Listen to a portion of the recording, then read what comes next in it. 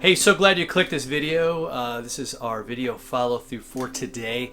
We are in Psalm 34, beginning at verse 19. And what a great passage. The Psalms especially, so real, so just full of emotion.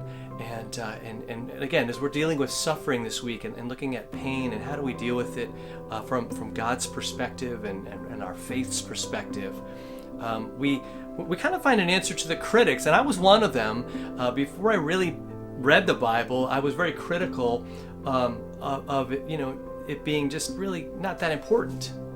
Like, I thought it was not really that real, and it was just some stories, and it just seemed kind of disconnected from real life. But when I read now and actually look at it, I realize that it's probably more truthful than I ever was, or that most of us ever are.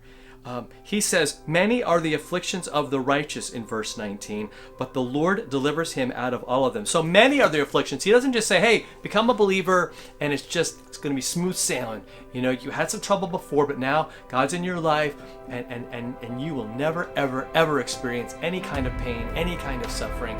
You have hit easy street. This is going to be awesome. It's coasting downhill from here on out. But we know that that's not life. And the writer of the Psalms knows that. He says many other afflictions. Because when we live God's way and we do things His way, with all the love and all the care that we have, there's going to be people that don't like that. There's going to be people that are going to say, no, that's not how you live, right? You don't get mad, you get even, right? You don't forgive. You just bulldoze the people who hurt you. And we say, no, that's not how it works. So Scripture says, no, you're going to have afflictions, and they're going to pile up. It's going to be a line of people that want to come after you, that want to hurt you, that want to cause problems for you. And He doesn't sugarcoat it. He doesn't, you know what I mean? He's straight up with us. But He also gives us the truth that He delivers us out of them all. And again, we might react to that and say, well, how? Because there's so many times where it doesn't look like that person got delivered, right? Maybe they died. Right? Maybe they lost their job. Maybe their marriage fell apart. Whatever it is. And the reality is you can point to each and every one of those things and know that God was with that person and always will be with that person. And that He gave them people that could have come alongside Him. Now again, when we don't always respond as God calls us to help. And even as people who need help, sometimes we don't always receive that help. And so we feel alone and we blame God and we blame all the people around us. And because that's how it feels. But God is there to deliver us.